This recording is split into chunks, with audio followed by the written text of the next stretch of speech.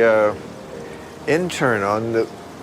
For a week, when you did those shows in Brooklyn. Oh, right. The Mafia shows in Brooklyn fuck. back in like 2000 or something. You know what? That reminds me of the era of television where they did what they called sweeps months. Yeah. Because they took ratings 3 times a year, the ratings company.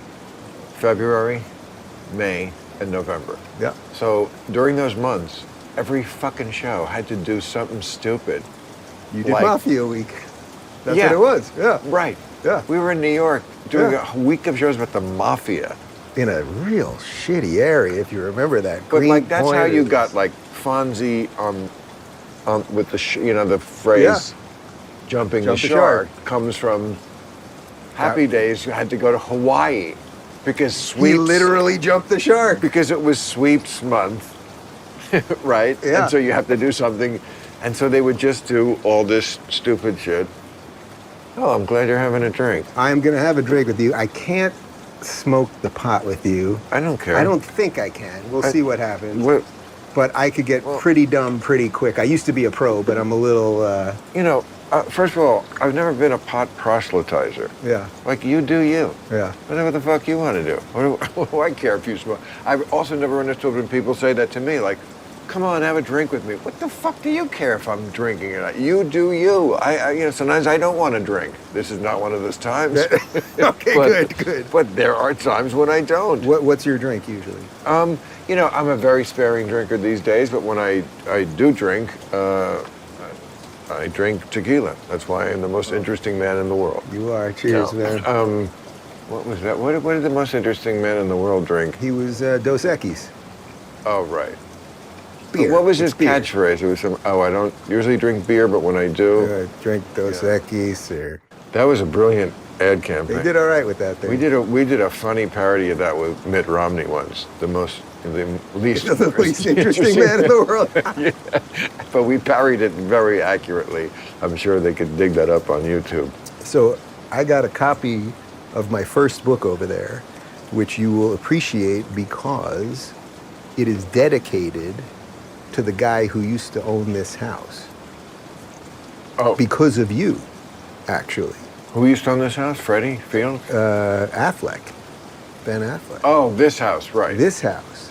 Because my whole political awakening pretty much happened watching an episode of Real Time when Sam Harris was on with sure. Affleck and that thing. And I was a lefty my whole life.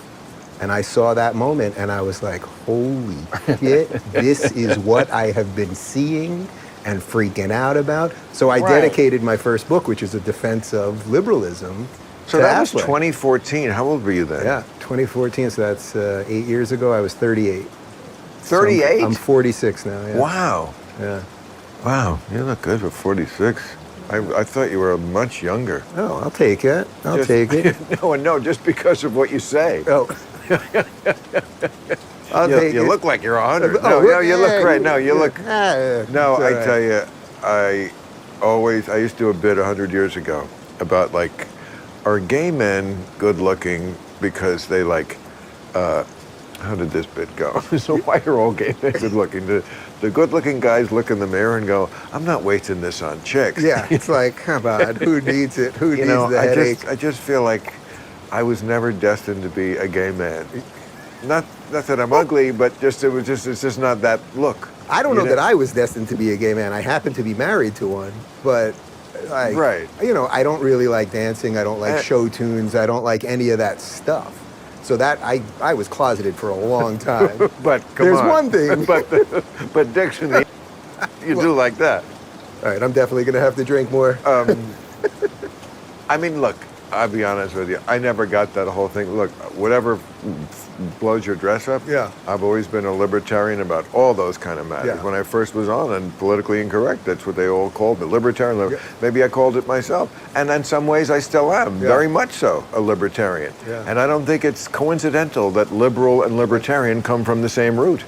Yeah. Freedom, Freedom, man. That's it. That's why I fled this place, by the way. Right. I fled Cali this year.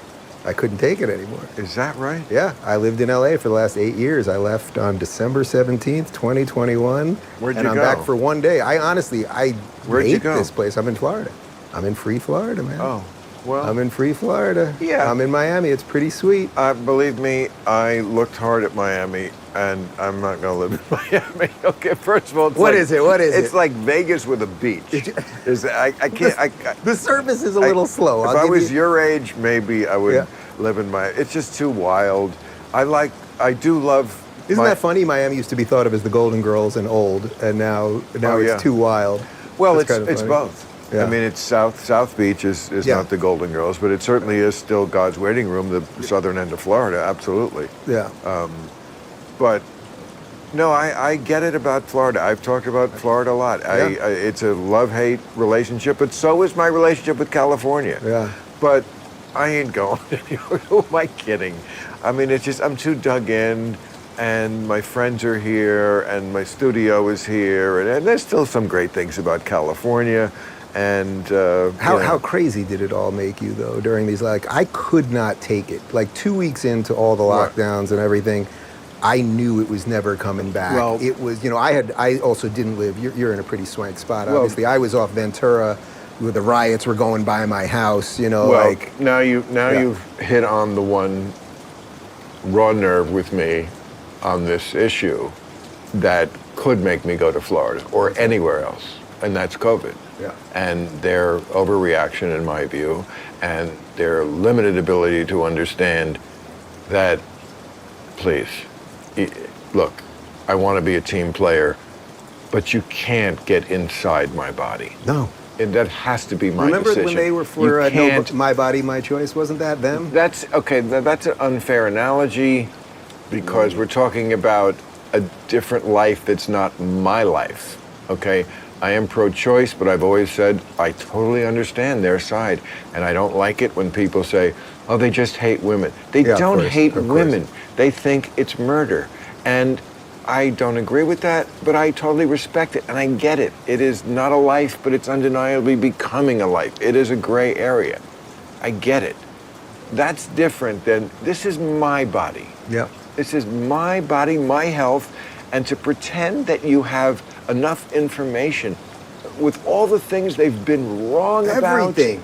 Well, I'm not Everything. talking about COVID. I'm talking about medicine in general. All the things they've been wrong about, not mostly because they're corrupt, just because we don't know that much. And all the things they don't know and are still knowing. And every week there's some new story about something. I always say somebody should write a book about medicine and call it, Now You Tell Me. Like they just found out that metabolism, which they always thought slowed down in age, actually doesn't. Now you tell me. You know, all the drugs they pulled off the market because they said they were safe and effective, but they weren't. Yeah. Now you tell Eggs, me. you eat yolks, you don't Well, eat yolks. yeah, right. Stuff yeah, like, yeah. it's like you don't have a monopoly on what the truth is about medicine, and we're all individuals. My profile is different than somebody else's profile. So what might be right for them, would I recommend as many vaccines and boosters as they have for people who are 100 pounds overweight? I would. You probably need them. I don't, or I don't think I don't. And that should be my decision. And even if it did affect you, which it doesn't, because we know that having the vaccine, you can still transfer it just as easy, or get it just as easy. Yeah, So yeah. that's a red herring argument Yeah. to begin with. It shouldn't involve that. But even if it did, it's still my body. I want to be a team player. I want to help everybody, but you can't come inside my body. Yeah. So Are you shocked that's how- the one area where I could see having to decamp from, and that would be a terrible thing in this country, where you can't live in the state you want to live in because of some government policy about medicine. Isn't it weird though? Because I mean, I remember sitting just a year ago when I was deciding basically to move, and I campaigned with Larry Elder. You know Larry Elder. You've done some stuff with him over the years. I campaigned with I wouldn't him. call it doing some stuff. Well, I mean, like you've He done a used- radio show with him, or you Oh, know. I don't know Yeah. about that. Maybe Yeah. he did politically incorrect. Oh, yeah. I like Larry. I mean, Yeah. he says some goofy conservative shit, but so do you. That may well And be. that's- and that's That- okay. Yeah, that Yeah. may well be. And so- some people think I do.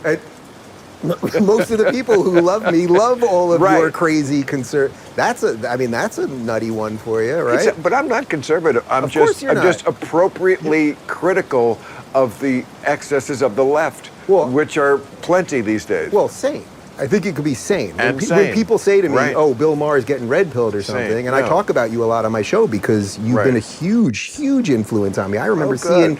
seeing your HBO special. I don't know, when was your first HBO special? Like '88 or something around I there. think it was 89, yes. Yeah, and Wow. and the thing about half Jewish, half I bring the. Oh, that's my first act. Yeah. So and then politically incorrect and all that. So I talk about you a lot on the show, and then people ask, well, wait a minute, you and Bill used to sort of see eye to eye on all of this stuff, and then I kind of shifted a little bit, and then they'll say to me, Bill's sane, and I go, well, liberals were supposed to be sane. Yeah, Bill and they was always used to be sane. I must say. Yeah.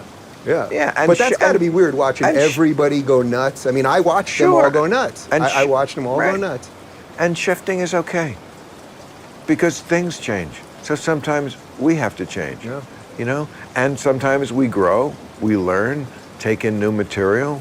The last thing I'd ever want to be is a politician who has to pretend that you have the same view at 60 that you had at 18, or else you're some sort of a flip-flopper, or, Yeah. he's not consistent on masturbation.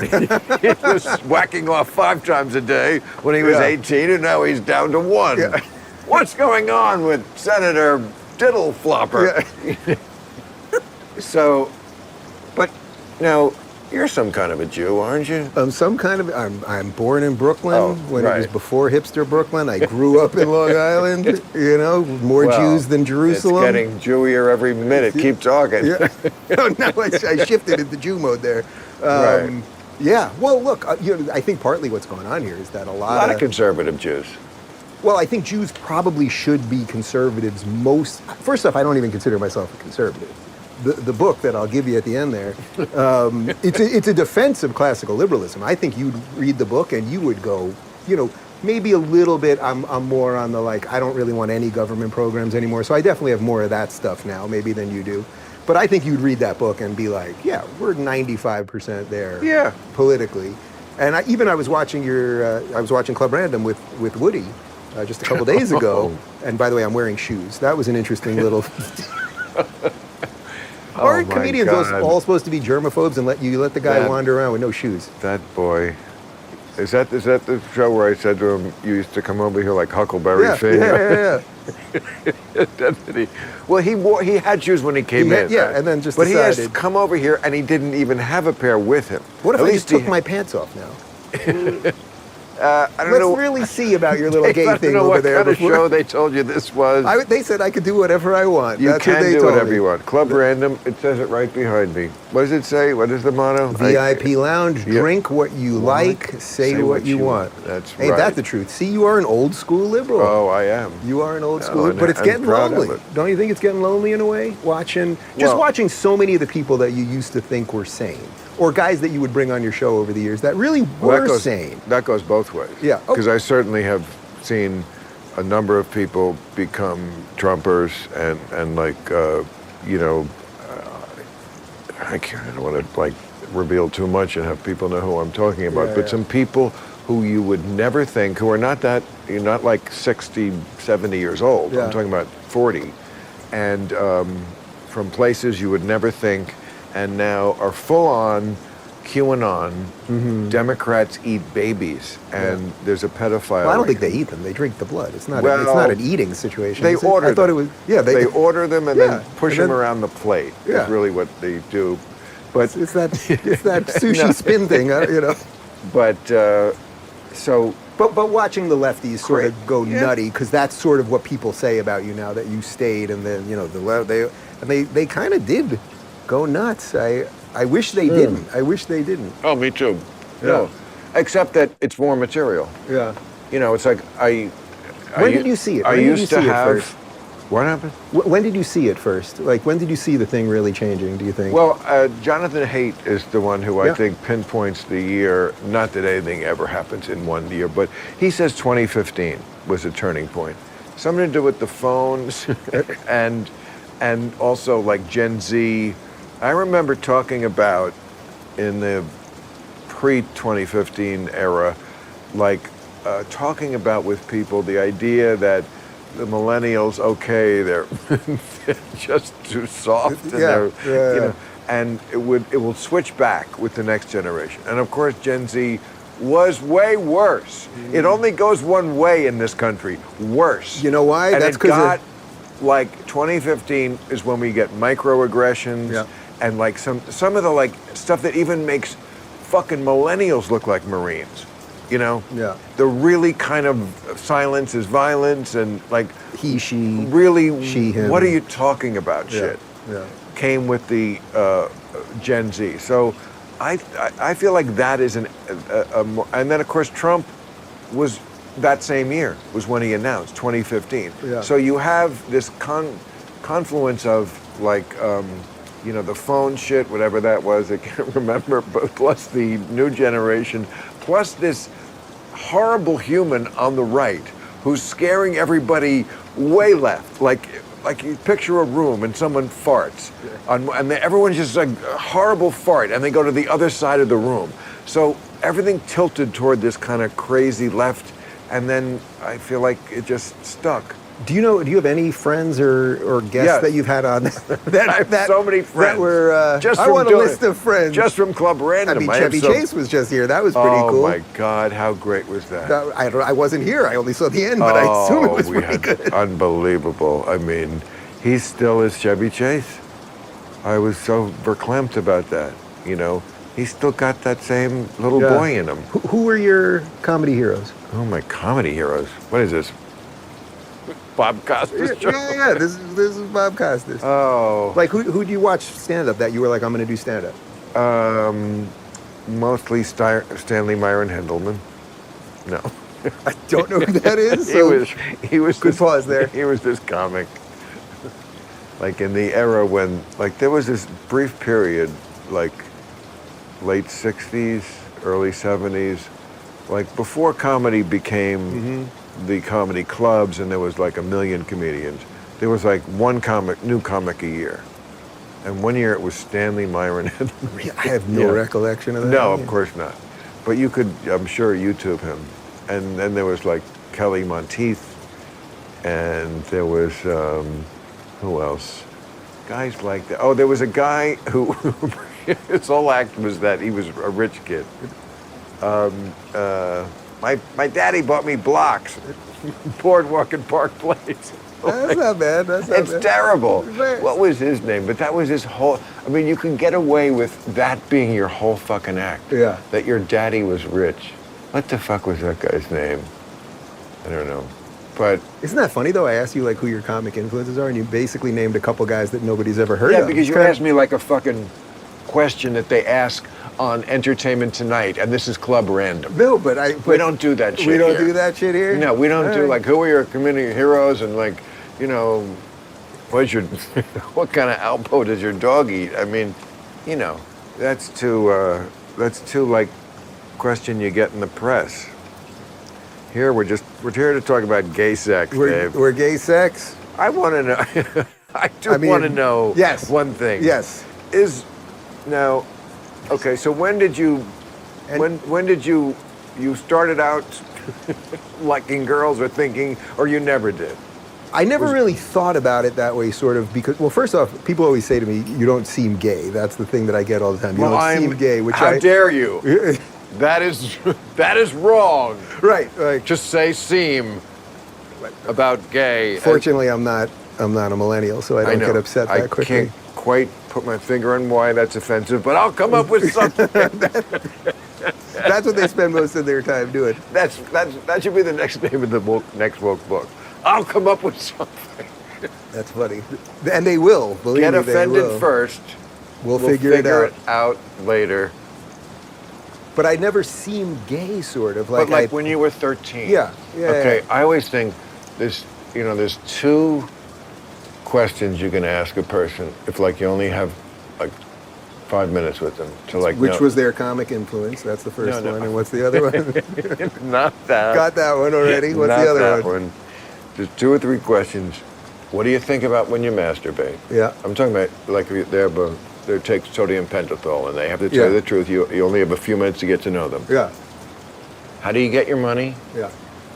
Who are you fucking? What do you think about when you masturbate?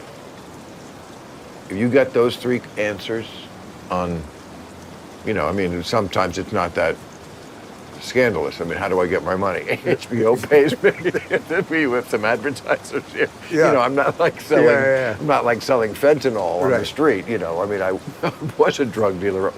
Although LA's a great place to do it. If though. you asked me that when I was 20 years old, it would be Yeah. a difficult question to ask because I'd have to. I was at Cornell. I would say like, well, I sell whatever drugs my drug dealer has, and I sell them to anyone who will buy them. That's not a good answer. I went to SUNY Binghamton. Only Oh, really? 40 minutes away. I used to go to Cornell. I had a couple buddies there. My dad went to Cornell. Yeah. Why would anyone go to Cornell if you didn't actually go to the school? It's like walking. I went. I had a buddy there. They had a nice hockey rink. You know what? It was mostly guys. And you could kill yourself very easily there. Yes. That was the big thing, right? But it was mostly guys. That's probably why you went there. That's why I hated it. What? There weren't a lot of girls at Cornell? Is that it? Is that right? Not in 1975. Ah. It was the Ivy League had just what do you call it when they let desegregated girls? like, Not desegregated. We were segregated. We were integrated. We just weren't co-ed. Yeah. And I didn't know how to get girls then anyway. But yeah, there were not very many girls there. Did you have any classes with Carl Sagan? Was he there at the time? He absolutely was. Oh, did you have any classes with him? You know what? I feel like I might have taken that class because he was on the Tonight Show a lot, and I loved the Tonight Show. Yeah. But I think I took the class, and he never taught it maybe once, right? Because he was off doing his. He was a celebrity. I'd ask you what you think of Johnny Carson, but I don't want to offend you. Well, no, Johnny was my hero. No, Bill, please. I get it. You like Johnny Carson. Okay, it's not that kind of. Okay. No. You see, I'm sure you've seen it or read the book, but Contact, the movie Contact with Jodie Foster, which was Carl Sagan's only nonfiction.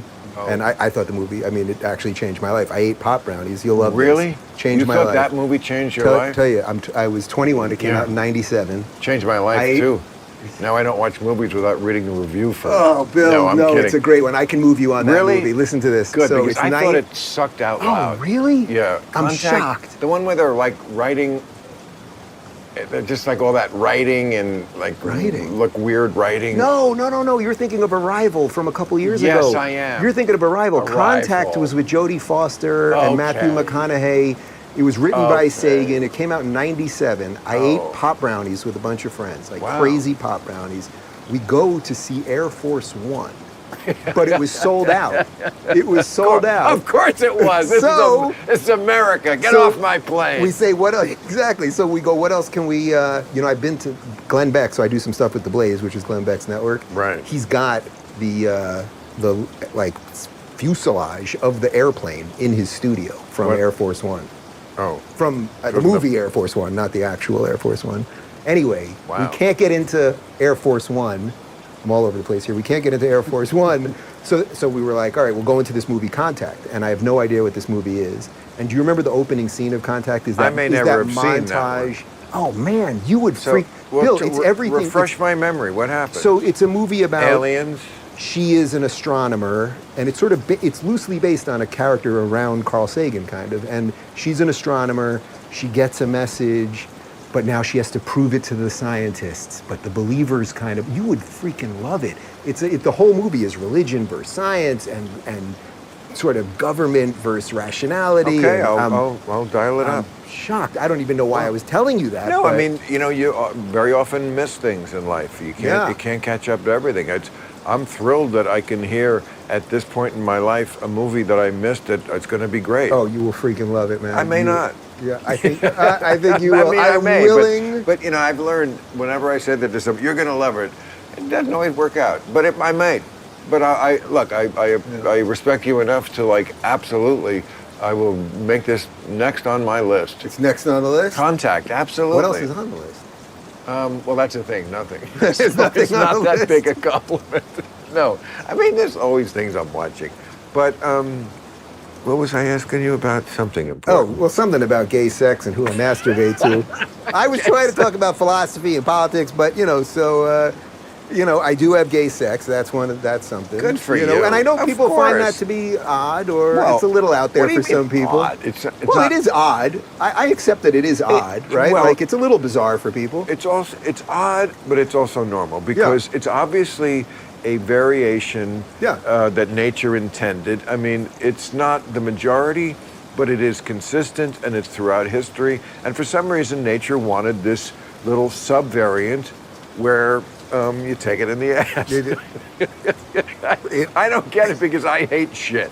So like the idea of fucking and shit is just so anathema to me. I can't even tell Bill, do you realize my mother loves you and she's going to watch this? But I mean, it's where she can't- agrees with you more than she agrees I know. with me. And I love that you live your life as you love it, and I love that for everybody. But we can't deny that's where the shit comes out. It just blows my mind because I don't like taking a shit. Right. So the idea that I would stick my dick in there is just weird. But that's why America's great, because we have the option, and we should be respected for fucking and shit. I'm a one-issue candidate on that one. Honestly, you'd have half the country, but you do realize that heterosexual people have anal sex. A lot. Yes. The kids. So the kids are all about it. They don't even know there's a vagina down there. It's all about anal sex. It seems to be all they care about. What the hell's going on here? You tell me. That's what you're asking me for. I'm the one. A guy that's as open-minded as you, try a little anal. Oh, no. Why not? It's not going to hurt that much. Sometimes. Bill, that was funny. I even heard. I heard finally a laugh out of there. It's not going to hurt that much, man. Okay, you're right. Have some tequila. You're right. No, you get me. This is a subject that I don't know. I don't feel. I was going to say I don't feel passionately. I feel passionately. I do. I do feel like I'm not going to do it. You feel very that's passionately true. against anal sex. Yes, only because of again.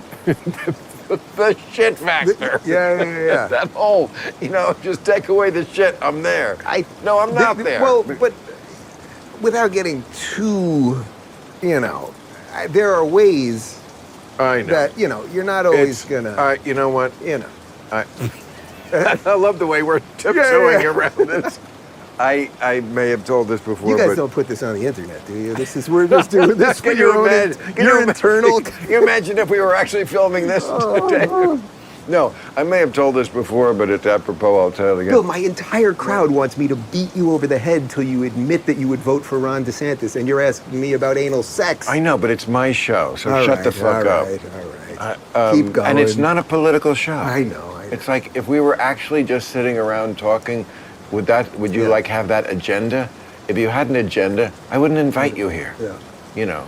So I'm going to tell this to put context to this other area. Yes. Like when I was like 13 and I was babysitting. This was my job, to make money babysitting. Okay. Because who better to be with children than me? Okay, so there was this one house I babysat, and they had like a lot of great books, and I used to steal some actually, and they had like one about everything you want to know about sex. It wasn't that, but maybe it was that one. That was a very famous book. You probably are a little too young to remember, but a doctor named, I think David Rubin? No, it couldn't have been. Could it have been David Rubin? Everything you want to know? It could have been. It could have been. Do we have to Google that right now? Do you have a magic light bulb? I think I have some sort of device in my pocket. Look up who wrote. I think it was David Rubin. Oh my God. Dude, you're freaking out right now. This is how it's supposed to happen. Isn't it freaky? Yeah. Now I may have to smoke some pot. Right. I think you're right. Everything, I'm telling you, it was the biggest book of the year. Johnny Carson, I think, had him on, and he said the word penis on The Tonight Show. Oh, I don't have Wi-Fi. Can we get someone to just yell? No one ever. We're here alone. That's why this is great. But I'm pretty sure. I think it was Dr. David. It's a common name, right? Sort of. Still, well, I mean, we're here, and you're telling me about this influential moment of your life, and it happens to be a guy with my name. Well, influential in the ass area, because in the book, and it may not have been this book, but I remember there was a chapter on anal sex, which up until that moment I'd never even thought never entered my mind. I just learned about pussy. It's a ridiculous place to put something. Okay. I don't know. It just said, I had just learned about pussy. Yeah, okay. I was like 13. And it said like, and if you have sex in the naughty place, my words, whatever it said, there's very little fecal matter. And from that day forward, those words have rung in my ears. Very little equals way too much fecal matter for me. But that's me. Other people don't care. They pick up their dog's poop and shit. They just are not as bothered by poop. Yeah, I am not. I just want to be clear here. Right. I don't like poop. I don't. I'm not a. We just had a kid. I don't like even the child's poop. And I know you're not big on kids, right? I know you. And that's one reason. I don't want to. You can't be around it. I don't want to deal with their poop. Well, I will tell you one thing about a child. So we have a 5-week-old, and the poop does not smell. That's number one. Just from the. I'm just telling you that. You don't have to have kids. You have a 5-year-old. A 5-week-old, and I have another one coming in like 2 weeks. You look so great for being so recently pregnant. I'm trying to get rid of the less. It was not easy. It was not easy, man. You're my hero. I'm a mess down there. I'm telling you, you look amazing. You look amazing for having a baby 5 weeks ago. I even came here. So who delivered the baby under what? The doctor. The doctor delivered the baby. We had a doctor. I mean, I know gay, straight, whatever. You're going to still have a doctor involved. See, I knew I'd break you down. Yeah. All right, we got it. So we had two surrogates. Why two? So what happened? So I'm 46. You had twins? No. So we have Nick twins Cannon? would be one surrogate with two babies. We had. Now you're gonna freak, man. So what happened was we've been trying to do this for a couple years, and I actually didn't want kids. I never really envisioned it. Also, when I was growing up, there was no such thing as gay marriage. I didn't even think I was gay. I just thought like people have sex with dudes and you just don't talk about it and like. Really? Yeah. I never read your book. Is this on Long Island? Come on. I never read the book by David Rubin. Dudes just have sex with other guys? I just thought guys have sex with guys like on the DL. It's just like a thing that people do. No one really talks about it. And by the way, that still goes on. But I just never, because I grew up in the 90s, there was no such thing as gay marriage. I never thought of a future, Right. And I think actually, totally honestly, I think that's partly how I became successful in a weird way because I put everything I had into my career. Every bit of me. I never dated. You know what I mean? Like I just gave everything I had to stand up and, to everything that I was doing. So it works for a while, right? But also you can't. But you figured out obviously a lot of other ways to enjoy your life and become a full person. If you're doing it in the name of hiding something, then you got a real problem. Sure. And by the way, a lot of comics do that obviously, which is why. I read True Story when I was. Oh, yeah, it's a great book by the way. I read it. Thank you. It is a great book. People should know more about it. Yeah, even the way you describe the comics, and one of them's fat, and one of them. It's funny. What was it? Fat and shit. And, yes, that was just a device, but yeah. We went in those days. We did have one stock and trade kind of thing. Shit jokes, fat jokes. The way Chinese people spoke. Whatever it was. Oh, good. It was a great book. Thank you. But what the hell was it? But so I gave everything to that. And, a lot of comics, they end up doing not what you did. They end up going so deep into the fat or the shit or whatever that pain is, and they can't get over that thing. Right. And it kills them. I mean, I can only imagine how many of your friends from those days are dead. I can only imagine. We also have another friend in common who sadly is not now. Bob Saget was one of my best friends. It's been a rough year yeah. for us comics. I mean, I was just at a memorial Sunday for my friend Ron Zimmerman, who was a great comic and TV writer, and Gilbert Gottfried. We lost Saget, Norm Macdonald, Kevin Rooney, another great comic I started with. I mean, it's... Bob I talked to 2 days before. I had just moved down here, and I talked to him. And Bob and I would argue. Bob was a big lefty, and we would argue about politics all the time. But everybody knew Bob Saget. Everyone knew Bob Saget. Everyone. Amazing. Every fucking guest I have here. I went to what's that place in L.A.? Craig's. I'm sure you've been there. Yeah. And it's like all it is celebrities, and everyone's there to be seen. Obviously, we walk in there with Bob. Great restaurant. Bob shut down everybody. Alec Baldwin was there. Frankie Valli was there. Everyone was there. But everybody knew Bob. It was like Frankie. I love Frankie Valli. I opened for Frankie Valli in 1982, 3, and 4. That was like a main part of my income. That's opening amazing. For Frankie Valli. Please tell me he's a good dude. He's got to be. Frankie and I always got along great. Oh, Can I tell you a great Frankie Valli story? Yeah. So I moved from LA this past year, but we had my big party for me, 45th birthday last year in LA. Turned out that Frankie Valli lived like 2 blocks away from me in Encino. And I found that out because we had the same real estate agent or something, whatever. So my guys contact his agent, said, I want him to come sing at my birthday party. And I was like, I'll give him, I don't know, $10,000. You can literally lip sync Grease. Just come. You can stand in my bedroom in the balcony. You don't have to see anybody. You don't even have to say hi to me. Just come, do Oh What a Night. Just get, literally $10,000. You're in and out in 10 minutes, literally. And of course, they wanted $100,000. Yes, so whatever. And I know it was nuts, but I don't have that kind of money. So whatever. But get this. So I was so disappointed that insulting. Frankie Valli at your birthday party. Yeah, I don't have like that kind of like FU money. Frankie Valli don't play. Valli don't play birthday parties. Okay? You're a Jersey guy. You came out right there. All right, That's my good. Jewish friend. Frankie Valli does not play birthday parties under any conditions for any amount of money. Frankie Valli has had 21 #1 hits. I made that number up, but he's had a lot of fucking hits. Jersey Boys was a giant show on Broadway about his life. They don't do a show about somebody's life unless you were kind of a big mocker in the business. Maher. Mocker. See, I did that Jew for you. There you go. Anyway, so I know, whatever. I offered the 10 grand. I thought, whatever. Let's just see. They want 100 grand. Here you go. Here you go. Piss on the 10 grand. You're gonna pee right here, right now. Oh wait, who am I talking to? All right. Pee on me, boy. You really? Jesus. It's like you're the anal sex thing. Now you want to pee on me? It's a lot, Bill. You know what I mean? Anyway, I can't get over this 10,000. Okay, so fine. It was insulting. Like he's a fucking clown. Are they paying clowns 10 grand? All right. Keep going, Dave. So, I for a second. I just gotta keep talking. So I offer him 10 grand. Whatever, they say no, it's fine. So anyway, it's that day, it's my birthday. It's on a Saturday.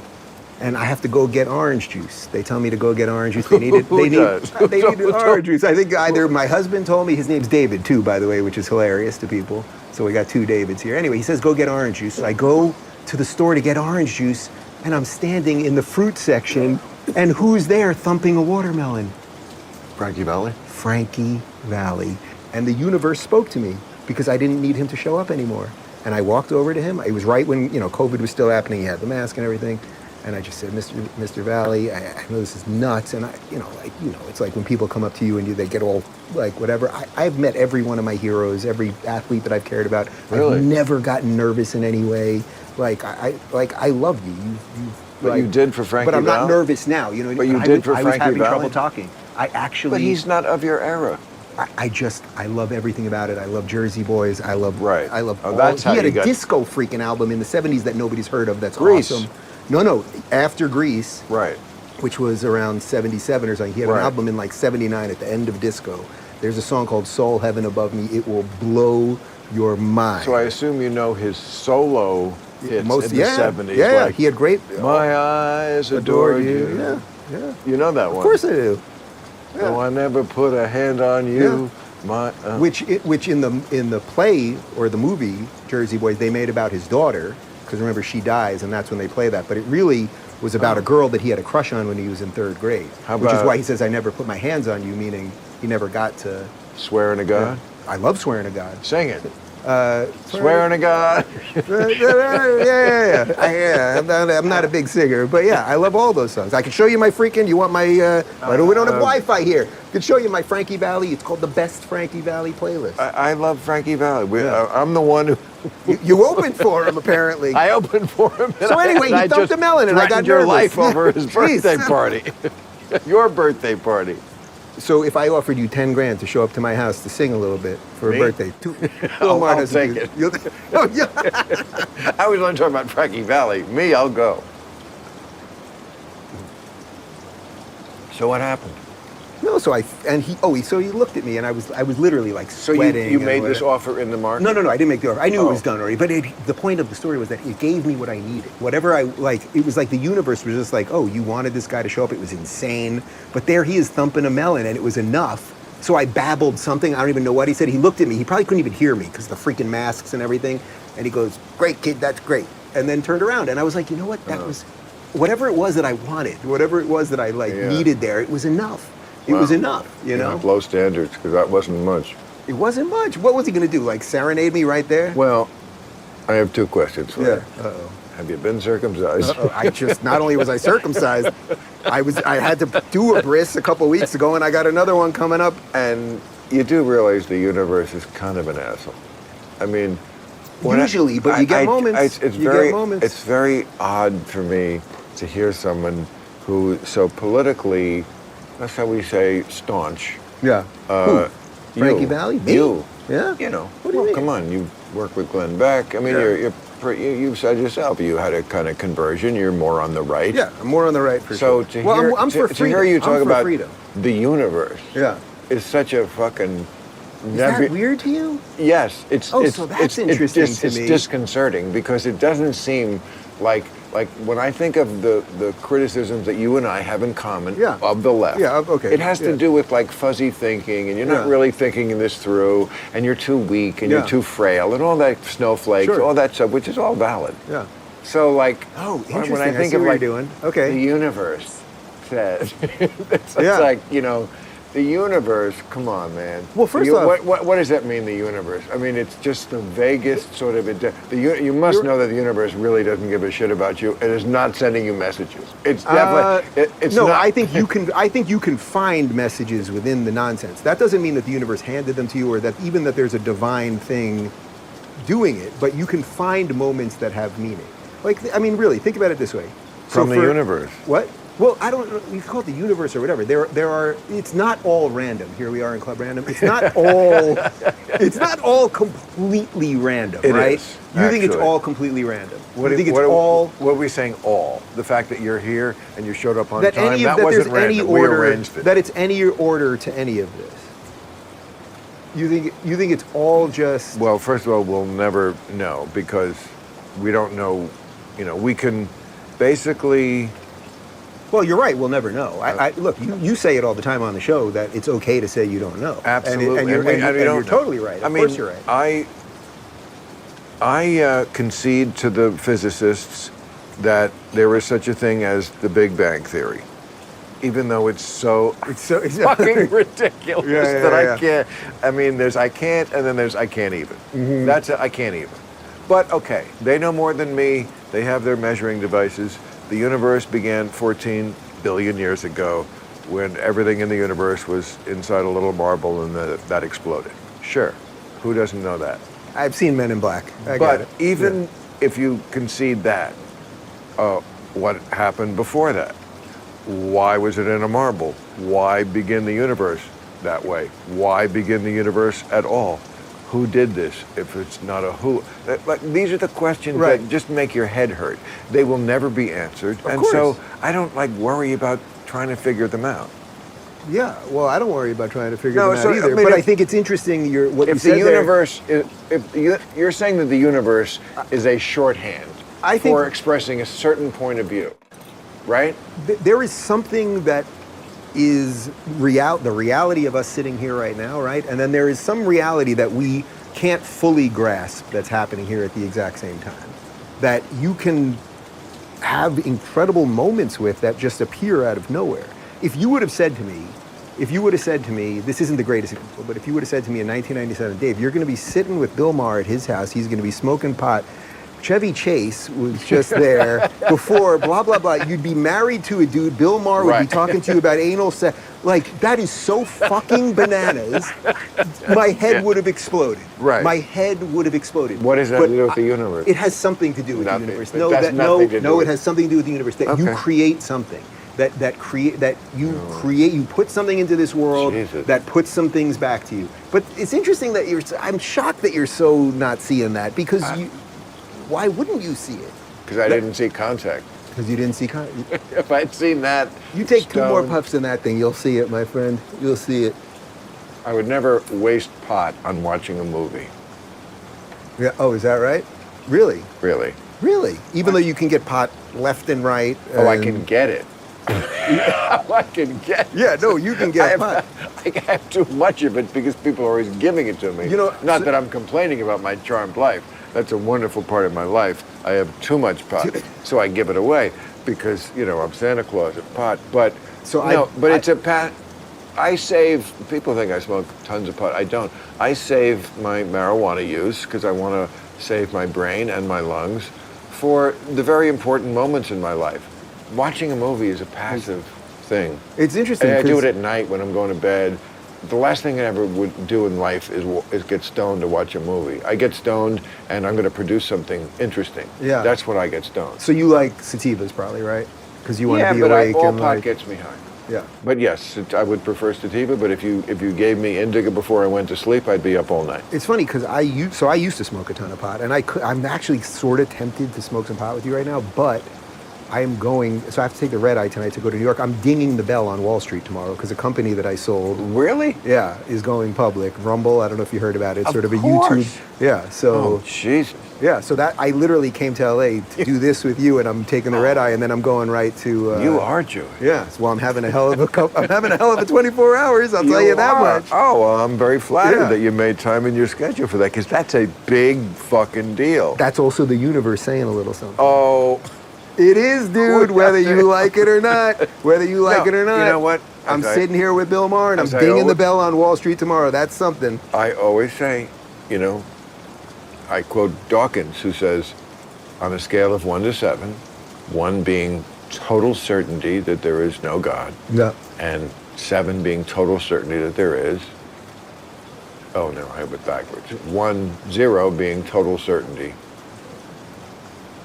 We got the general idea. You can do it either way. I'll get it to make sense. And Whatever. The YouTube commenters okay. are not going to be kind to you, but yeah. That's fine. I don't care. They love it because this is a real pot. Right. Okay, talking. He says I'm a 6.9.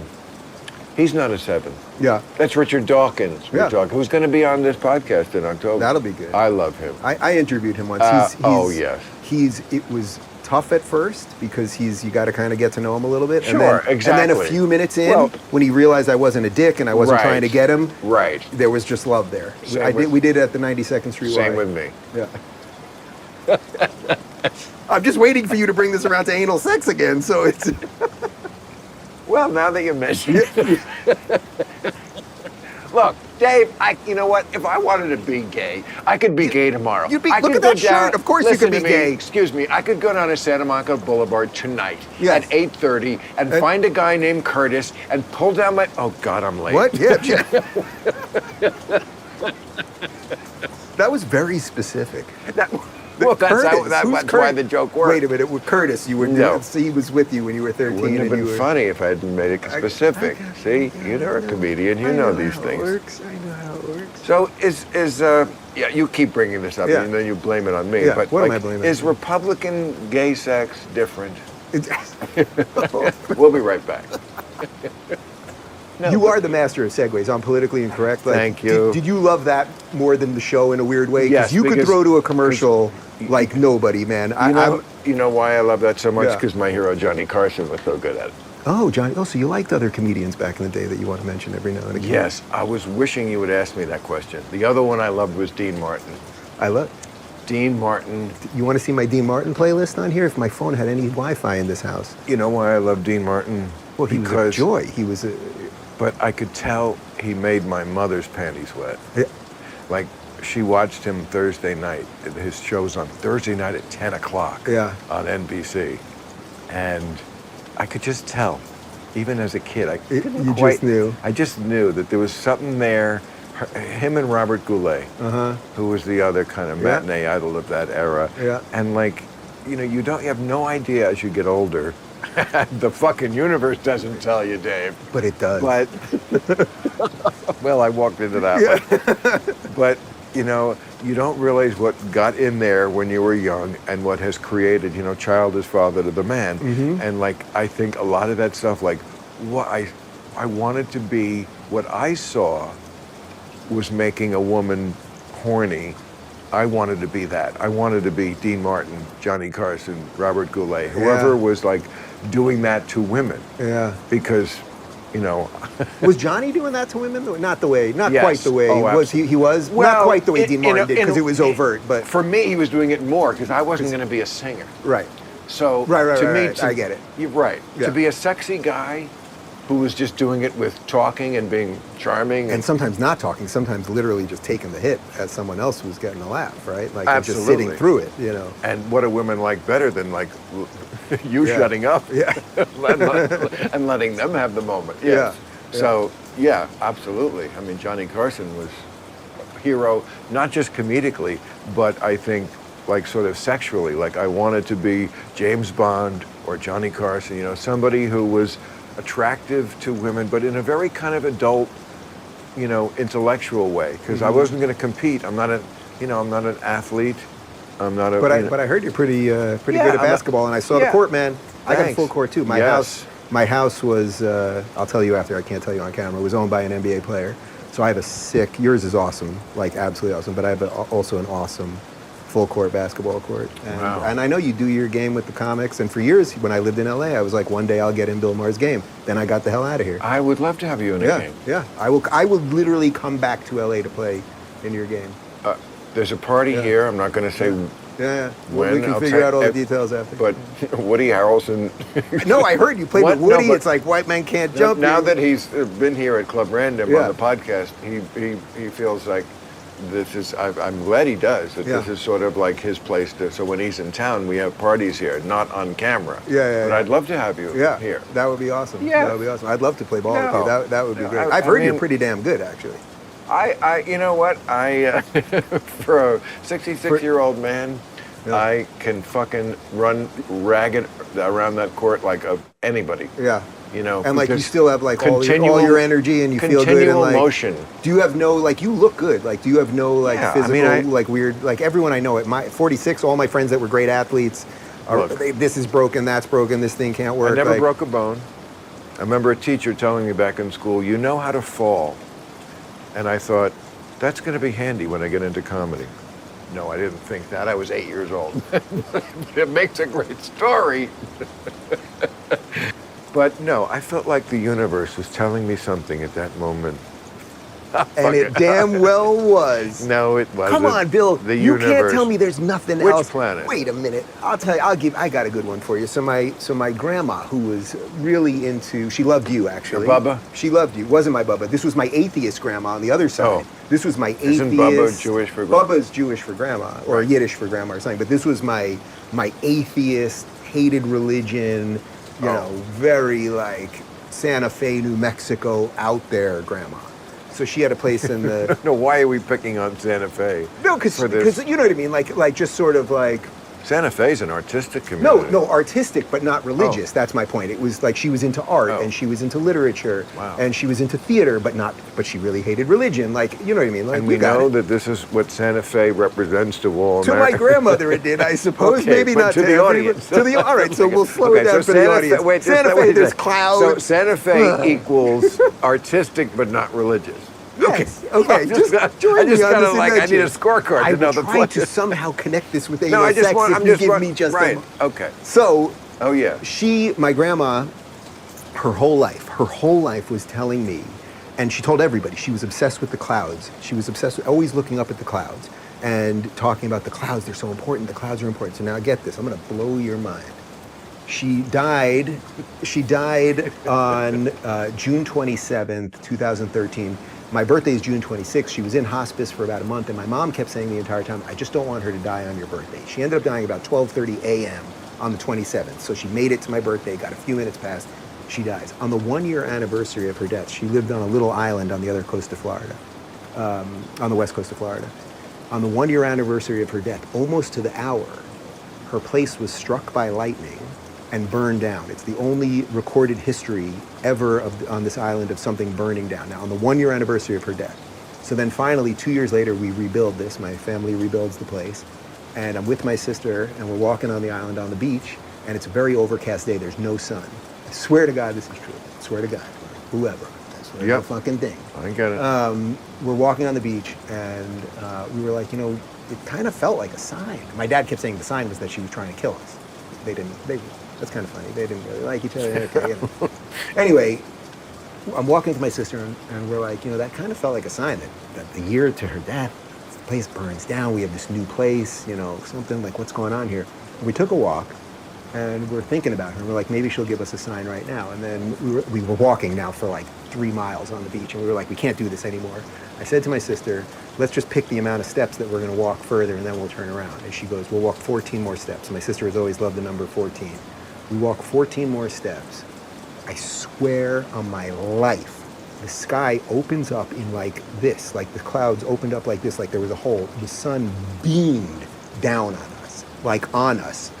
I'm talking like a perimeter of like 6 feet around us.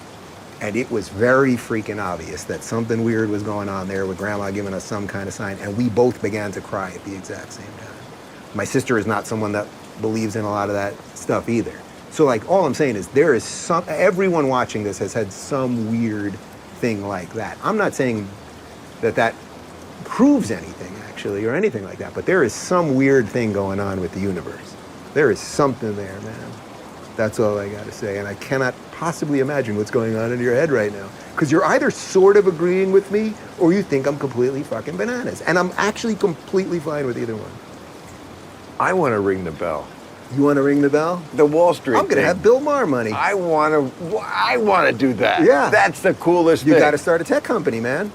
You know what I did? You know how I did this? Big tech censoring everybody. And I started a tech company. And I said, we're going to just allow people. I wish, again, I don't have my phone, but which is great. I started an app that basically allows you, as Bill Maher or whoever, to communicate directly with your audience. Video, audio, push notifications, you own it all. We merged with Rumble, and Rumble went public. And it's good. I mean, you want to come with me tomorrow? Come on. You got a plane. You got a plane? Do you have a Bill Maher plane? yeah, but I got a job too. Tomorrow? Friday. You get in and out. I'm going to be working. I'd much rather go on the Bill Maher plane. I got to be on JetBlue. I got to tonight. work on my job like now. Like I only like do this for like a couple hours on Wednesday, and I go right back to work. I work on my job. I'll work the jokes with you on the plane. We'll get in and out. Well, it would be pretty funny. Bill Maher shows up to ring the bell for Rumble. You wouldn't like me if it was just jokes.